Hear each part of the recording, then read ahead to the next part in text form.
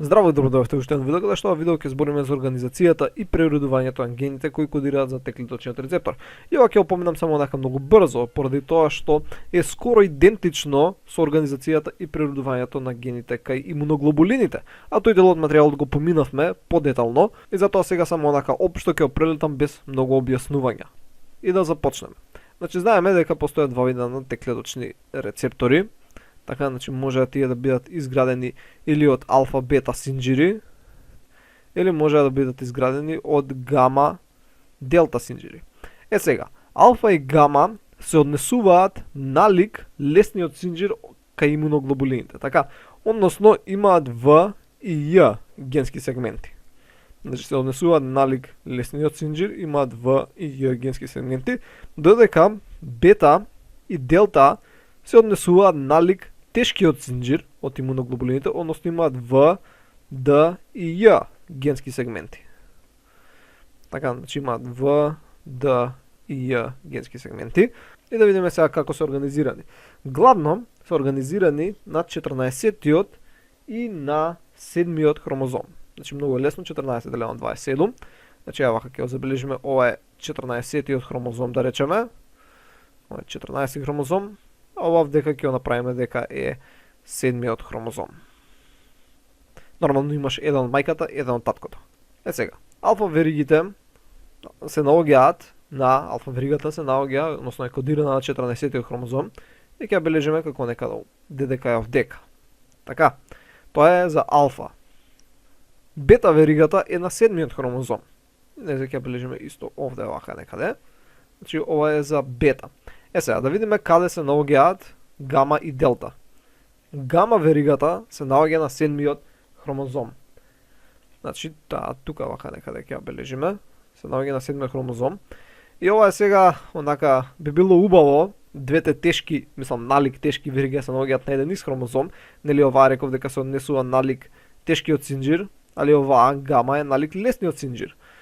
Би било убаво ако двете хеви беа на еден хромозом, двете лайт беа на друг хромозом, но окей. Е сега, гама се наоѓа таму. А интересно е делта каде се наоѓа. Делта се наоѓа измеѓу алфа. Така, значи овде се наоѓа делта. Е сега некој ќе рече како така? Е поедноставно, генските сегменти за алфа се вака распределени. Тука ќе се наоѓаат В сегментите, овдека ќе се наоѓаат Ј сегментите. Окей. Е сега, ако дојде до функционално преуредување на алфа, така успешно, во тој случај делта ќе се избрише автоматски. Така бидејќи овие два дела ќе се преспојат В со Ј. Така, и поради тоа делта ќе се избрише и една клетка нема да може да експресира и двата видови на Т-клеточни рецептори. Зашто ако алфа е успешно, да речем дека бета е успешно, вкупнато, во тој случај не може да има гама делта. Зошто? Зашто делта е воопшто избришано. Чим алфа е успешно, делта не може да биде. Така, и ова е еден убав начин на контрола. Значи, делта генските сегменти се наоѓаат внатре во алфа. И ќе видиме тоа како изгледа. Е сега, кај алфа имаме 54 В сегменти и имаме 61 Ј сегмент и 1 К сегмент. Така, вака ќе бележам, 1 К. Тоа е, значи, еден сегмент кој кодира за константниот регион од Т-клеточниот рецептор, барем од алфа веригата. Кај бета синџирот, всушност имаме 67 В, 2 Д и имаме 14 Ј или J сегменти и имаме 2 К сегменти. Значи може да има два различни константни региони бета синџирот. Гама има 3 вакво 14 В, така, значи 14 В, има 5 Ј сегменти и има 2 К.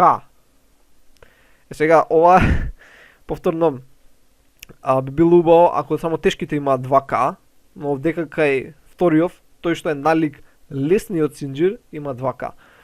Делта има 3 и 1. Значи 3 и 1 К. Значи за делта немаме некоја си многу голема разноликост. Така, значи 3 по 3 по 3, 27 и 1 К. Добро, значи нема 1 по 1, 27 пак си останува. Но што за варијабилниот дел, немаме некоја си многу голема варијабилност за делта синџирот. А општо и за гама синџирот нема некоја си голема варијабилност, 14 по 5. Добро, и по 2 за различни константни региони, ама ако гледаме само варијабилниот дел, тоа би било ова. Значи, не е некоја си голема разноликост за гама делта тектоничниот рецептор и тоа така рековме дека е бидејќи тој се однесува налик вроден имунитет, како рецептор кој е дел од вроден имунитет, основно препознава општи pattern recognition, патоген асоциирани молекулски.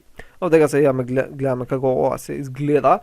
Само овдека е кај глушец, не е кај човек, но окей, прилично исто. Само што кај глушец е 14, 6 и 13 хромозом, не е као кај нас 14 и 7, но окей. Сега, гледаме дека алфа, еве ги V сегментите за алфа. Че еве ги V сегментите за алфа, еве ги J сегментите за алфа. Така, гледаме дека делта се наоѓа измеѓу алфа. Тоа значи дека ако има успешно преуредување на алфа, V се спои со J, ова вдека ќе биде избришано. Така, логично. И поради тоа, ако имаме успешно преуредување на алфа, не може да имаме делта. Така тоа е на некој си начин контролиран процес. Мислам, преку тоа на некој си начин е контролирано да имаме само еден вид на Т-клеточен рецептор на дадена Т-клетка. И за бета, и за гама нема што да објаснувам, си имаш V, си имаш J, си имаш D, константни некои, мислам, да, сегменти за константниот дел. Ги имаме овие енхансери, тие беа засилувачи, преку нив се може да се контролира експресијата, имаме лидерски секвенци, овие беа псевдогени, гени кои имаат стоп кодони на крај. Така, например, тука има UAA, и тоа значи, добро е ДНА, тоа е КРНА, нема врска. Ки има стоп кодон, каде што ќе се прекина транскрипција. Или пак, да, транслација. И нема да се направи функционален протеин. Окей, сега започнеме со рекомбинацијата.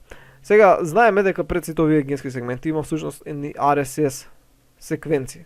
Така, сега, тие RSS секвенци можеа да бидат или со 12 базни пара или со 23. Нели, од страните нормално имаат нономер и хептамер, кои што се исти, само што се обратно свртени. Сега, исто и, например, ова е исто со ова, исто со ова. Окей, не е тоа битно. Сега, таа со 12 базни пара, помеѓу нономерот и хептамерот, се вика one turn RSS секвенца. One turn, бидејќи едноставно, за се представат 12 пара, потребно е само еден свиок на ДНА, а таа со 23 базни пара е two turn RSS, бидејќи 23 пара опаќаат два свиоци на ДНА. Окей. Нормално, овие one turn или two turn се поставени на соодветни V или J или пак D генски сегменти и не е битно дали има one turn или two turn, битно е, например, V да е различно од J, односно J да е различно од V, или пак V да е различно од D, или пак D да е различно од J. Окей, значи тоа е битното, со цел да имаме успешно рекомбинирање. Сега, овие си се наместени на тој начин, како што си се може да бидат насочени едно кон друго, може да бидат спротивни едно од друго, тоа го зборуваме малце повеќе кај имуноглобулините. Сега да го разгледаме процесот полека. Значи, ги имаш одредени RSS секвенција, нив се прикачува RAG, RAG1 или RAG2 и други некои протеини и ензими, ги пренесуваат крајовите еден на друг, зависи, може ова да биде свртано на друг начин, ако беше вдека ова обратно ака стаено. Не е тоа битно, значи ќе бидат поставени, ќе се направи еден клив, сецнување на едната верига, и од кој ќе биде сецната едната верига, овие електроните ќе сака да се врзат со фосфорот, ќе се врзат и овдека ќе се направи како ова, отворен крај. Сега, овдека нормално на другата страна исто има ваков отворен крај. Така, бидејќи овдека има J. Така, да ја забравиме, овдека има J. Така, гледаме ова. Ова е тука. Окей. Сега има таму J. Сега овие краеви, ова делче, треба да се приспои едно со друго. Така, ова ќе се врзе со ова вака горе и ова ќе се врзе со ова вака доле. Окей. Тоа треба да се случи. За тоа да се случи, има други ензими и ќе се приспојат, така ќе си направат како една јамка. Ова е тоа сега што го нацртав горе. Сега тоа што ќе ни остане е J генскиот сегмент и V генскиот сегмент. Така. Сега тие ќе бидат отворени од страна на Артемис. Ева тука идеме. од страна на Артемис, кој може да ги отвори различни места, може да го отвори или тука, или тука, или тука, исто и ќе го направи кај J. Сега, зависно кај ќе го отвори, може да се добие 5 прим overhang, 3 прим overhang или пак тап крај. Зависно без разлика како да се направи, мора да се пополнат, најчесто е или 3 или 5 прим overhang, треба да се пополнат со палиндромски нуклеотиди, односно ако е Т, одека ќе биде А, ако е С ќе биде Г, ако е Г ќе биде С, ако е А ќе биде Т. Односно ова е исто што и горното, само што е однопаку, затоа е палиндромско. И овдека исто ќе биде палиндромски Т, А, Т, А. И овие палиндромски нуклеотиди се П нуклеотиди, овие се битни за создавање на вариабилност. И од кога ќе додадеме П нуклеотиди, тие ќе може да се врзат комплементарно. Сега, овдека не е прикажано, но овдека исто можеме да додадеме N нуклеотиди. Така, значи тука може да се додадат N нуклеотиди. Не е прикажано, но исто тоа ќе ја зголеми вариабилноста. И тоа е главно како ќе завршиме процесот. Сега, некој ќе рече, добро, ова се супер, но ензимиве кои го контролираат целиот овој процес, се истите ензими кои ги имавме кај имуноглобулините. Така, а клетката, например една Т клетка, она има генетски материјал, но тој генетски материјал содржи гени и за имуноглобулини. Така, че ги има генските сегменти за имуноглобулини. И исто ги има и за Т клеточен рецептор. Сега, ако истите ензими ги контролираат процесите, зошто не се создаде и Т клеточен рецептор и не се создаде имуноглобулин? Така, бидејќи истите ензими се, гените за двата рецептори и за имуноглобулините и за Т клеточен рецептор се тука, зошто не се преуредат и гените за имуноглобулин? Зошто се преуредуваат само тие за Т клеточен рецептор? Сега, тоа е регулирано преку други ензими. Значи, иако истите ензими го вршат преуредувањето, одлуката кај ќе се врши преуредувањето е контролирано од страна на други ензими кои ги има само кај Т клетката или пак се експресирани само кај Т клетката. И тоа изгледа следниот начин. Да речеме дека ова е хромозомот. Ова е хромозомот на кој се наоѓаат гените за Т клеточен рецептор. Така, тука некаде дека се. Небитно. Ова сега е тука хромозомот на кој се наоѓаат гените за имуноглобулин. Сега, овдека околу имаме ензими, така, кои ќе извршат рекомбинирање. Ама они за да извршат рекомбинирање, мора да дојдат во контакт со таа ДНА. Ама, вака овдека ќе зумираме. Гледаме дека овдека ДНА-та е вака собрано у купче и овдека исто собрано у купче у хромозомот. И овие ензими овдека, синиве што ги бележам, кои се потребни за процесот на рекомбинирање, не можат да дојдат никај едните, никај другите. Но, ако е Т клетка, во тој случај има ензими кои ќе го отворат само овој дел. И што ќе се случи? Хромозомот ќе биде вака. И ова сега тука е делот за Т. Така, значи ова е горниот дел. Овој тука дел, што го заокружувам, сега се отворил, се линеаризирал. Гледате како е отворен. И сега ова е слободно на него да се прикачат сите овие ензими кои се потребни за да се изврши овој целиот лево процес на рекомбинација. Океј, а отварањето беше контролирано од некои си виолетови ензими. Некои си виолетови протеини. Значи, не дека ги нема имуноглобулински гени, ама тие не може да се рекомбинираат, односно не се рекомбинираат до крај, они малце се рекомбинираат само, не може да се рекомбинираат до крај поради тоа што ги нема потребните ензими кои ќе го отворат овој дел од ДНА. Бидејќи ДНА за џабе е таму, таа најчесто е заклучена у наводници. Заклучена е внатре во хромозомот. И треба некои ензими да го отклучат тој дел, па да дојдат други ензими да го рекомбинираат. А тука веќе влегуваме во епигенетика, во метилација на хистони и така натаму. Тоа е веќе многу молекуларна биологија, како се одвива овој процес на отварање на ДНА, па таму да се треба да се метилираат одредени хистони, кои ќе се метилираат одредени хистони, ќе се отвори тој дел од ДНА и па натаму овие синиве ензими ќе може да извршат рекомбинирање. Океј, не е сега тоа толку битно. Сега ќе видиме како всушност изгледа Т клеточен рецептор, од кој ќе го имаме ова рекомбинирање. Вака. Значи овдека имаме горе алфа, например V овој се комбинирал со I2, нема врска, значи целиот делта се избришал што е измеѓу. Така и сме добиле реаранжиран алфа синџир, делто D на кој кодира за алфа. Сега тука се скокнати процеси, како тоа се прави у ерена, па ерена понатаму се брише лидер секвенцата и на крај се добива противнот. Така затоа има вака само повеќе стрелки, бидејќи се скокнати некои работи, но поентата е ќе се добие нели противнот со константниот дел. Истото ќе се направи например и за бета, и они ќе се приспојат и ќе направат алфа бета теклеточен рецептор. Сега одека вака имаме конзумиран преглед на рекомбинираниот ген. Значи имаме В, Ј, генски сегменти, у В, значи тука имаме CDR1, CDR2, комплементарно детерминатичкиот регион, тие јамките кои ќе произлегуваат понатаму, кои влегуваат во интеракција со пептидот. CDR3, овие се стануваат од додавање на N нуклеотиди, P нуклеотиди, некои си други процеси.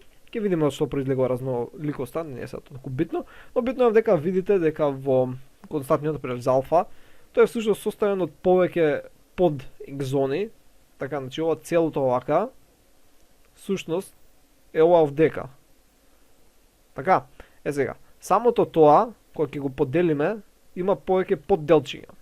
Океј, едното е кој кодира за константниот домен, ова е за конективната секвенца, конективната секвенца е всушност ова овдека, SSD сулфидниот мост, помеѓу алфа и бета, или гама делта. Имаш трансмембрански регион, тој помислено низ мембраната и цитоплазматичен регион. Така, значи тие се екзоните кои кодираат. Повторно запамтете, овој дел кој вака не е ништо бележен, тој е интрон, тој ќе се отстрани кога ќе се направи ерена. Овие се екзони кои остануваат, тие кои всушност кодираат за. Сега да видиме како се може да се генерира разновидност. Еден од начините е многу едноставен, односно поради самата комбинаторика. Колку В сегменти, така, со колку D, со колку J може да се комбинираат кај секој од синџирите, и ова всушност произлегува од самиот факт кај што спомнавме, ги пребројавме колку има. Така, ако идеме дека горе, видовме колку реков, дека има 54, 61, така, значи 54 по 61, тоа е например само за алфа синџирот. Ова е само 67 по 2 по 14, тоа е само за бета. Значи општа комбинаторика, кој В сегмент со кој D сегмент може да се комбинира, значи тоа е едниот начин кој може да се генерира разновидност. Друго е, едно интересно што го нема кај имуноглобулините, е комбинирање на повеќе D сегменти. Односно, добро, видовме дека може да биде В со Ј или В со ДЈ, така зависно кој синџир. Но, интересно е дека алтернативно спојување на D сегменти може да се случи кај теклеточниот рецептор и може да имаме В, Д, ДЈ.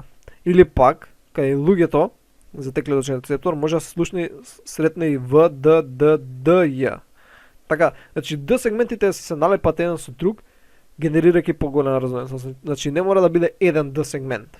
Може да бидат повеќе D сегменти еден со друг. Junctional flexibility, вака лошо го ставиле, всушност ова вака ако го земам, ова вака треба да стои. Океј? Или они вака го ставиле за да заштедат на место. Значи, при самото спојување може некои азотни бази, некои нуклеотиди да се изгубат и тоа е едно junctional flexibility. Додавање на N нуклеотиди. Сега, N нуклеотидите кај имуноглобулините се додава само на тешкиот синџир, помеѓу В со Д, така, и помеѓу Д со Ј. Додека кај теклеточниот рецептор секаде кај сите синџири се додаваат N нуклеотиди. Така, N нуклеотиди реков дека беа каде беа? Тука. Така. Сега, кај имуноглобулините ова се случува само кај хеви, додека кај теклеточниот рецептор се случува на сите синџири. Така и дури може да се случи помеѓу повеќето од D сегменти, или реков дека може В, Д, Д, Ј, и помеѓу секој од D сегментите да додадеш нуклеотиди. Океј? И дека изоставено додавање на P нуклеотиди плюс P нуклеотидс. Тие беа тие палиндромските, кога имавме висечки краеви, го видовме тоа. И нормално самото рекомбинирање на алфа со бета. Така. Значи, да речеме, ова се важи за алфа, но истото се ова важи и за бета. Така што едниот ќе има многу варијација, и другиот синџир ќе има многу варијација и кога ќе се спојат добиваш една комбинација која претходно не се сретнала. Значи, овдека треба да се додаде исто, мислам, комбинирање, не рекомбинирање, на алфа плюс бета. Нормално во едната клетка имаше еден алфа, еден бета, но општо дека сите овие горни начини на добивање варијабилен синџир важат и за алфа и за бета. Да речеме дека во една клетка добиеш еден алфа и во друга клетка го добиеш истиот алфа.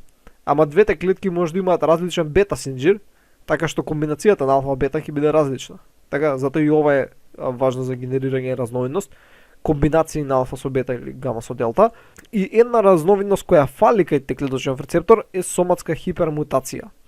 Кај имуноглобулините, не знам дали памтите, спомнавме дека кај имуноглобулините механизмите за репарација се намалени.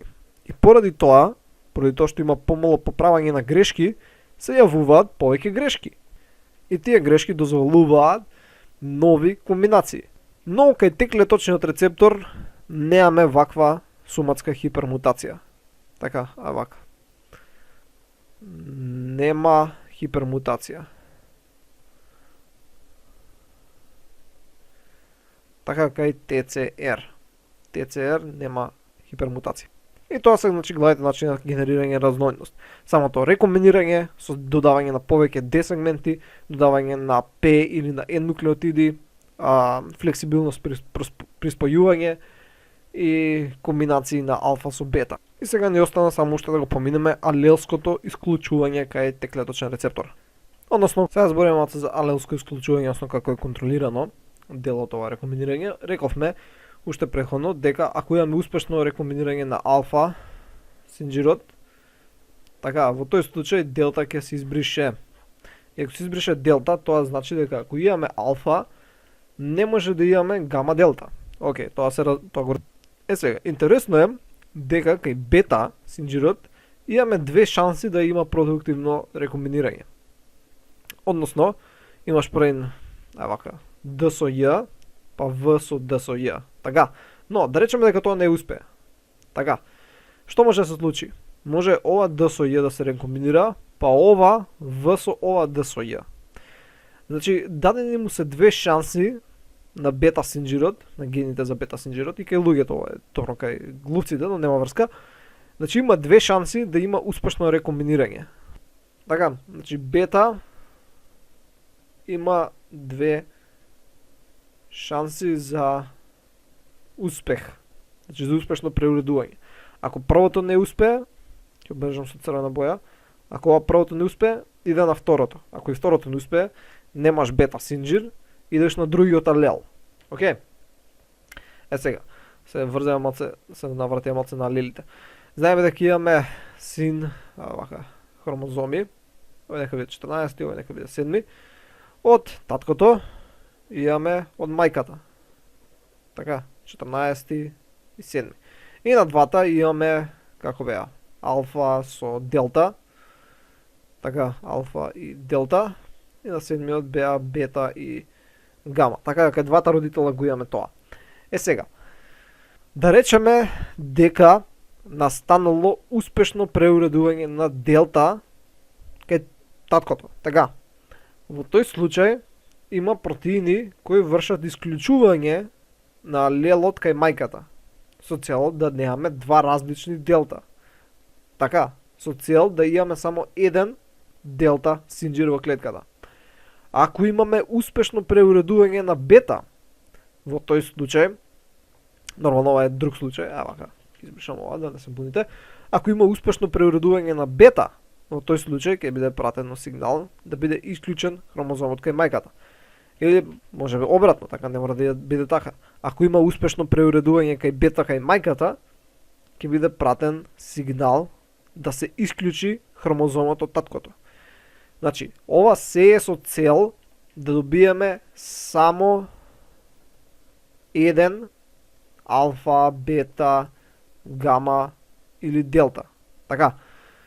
Зашто ако имаме успешно преуредување кај кај двете гарнитури, и кај хромозомот од мајката и кај хромозомот од таткото, во тој случај ќе имаш еден црвен алфа еден син алфа, еден црвен бета, така и еден син бета. Така. И во тој случај би можеле многу комбинација направиш, тоа како МХЦ, ама не треба да е така. Треба кога имаш те клетка да биде специфична само за еден антиген и затоа не е убаво ова да се случува. Сега, иако ова го спомнав, всушност има исклучок. Кој е тој исклучок? Приметено е дека алфа може да има повеќе. Односно може да има два различни алфа синџири. За сите други може да има само еден функционален. Но за алфа може да има два. Односно, ако имаш успешно преуредување на алфа кај таткото, не секогаш ќе биде деактивиран генот. Некогаш може да не е деактивиран, така што да добиеш успешно преуредување и од кај мајката. Нормално за бета ќе добиеш само еден, да речеме кај мајката. И во тој случај ќе имаш комбинација од ќе имаш комбинација од еден алфа од таткото, еден алфа од мајката и еден бета, без разлика дали од мајкото или таткото. И можеш да добиеш две различни комбинации. Така, можеш да добиеш алфа татко бета, алфа мајка бета. Океј, сега, овие клетки не се многу, но приметено е дека постојат. Зошто ова се случува, како, не го објаснето, но само да знаете дека за алфа синџирот има исклучок од ова алелско исклучување. Сега нека го разбравте ова, исто ова го имаше и кај имуноглобулините, таму малце подетално го објаснивме, зашто имаше повеќе чекори, така пред требаше мисинџир, па после мисинџирот требаше кој беше капа, па ако капа не беше функционално кај двата алела, па идеше на ламда, па ако ламда не беше на едниот алел, па се идеше на вториот алел и така натаму. Значи, сега нека го разбавте ово како работи алелското исклучување. И тоа беше се за ова видео, се нека научивте нешто ново. Така. И ќе се видиме во наредното видео. Значи, довидување.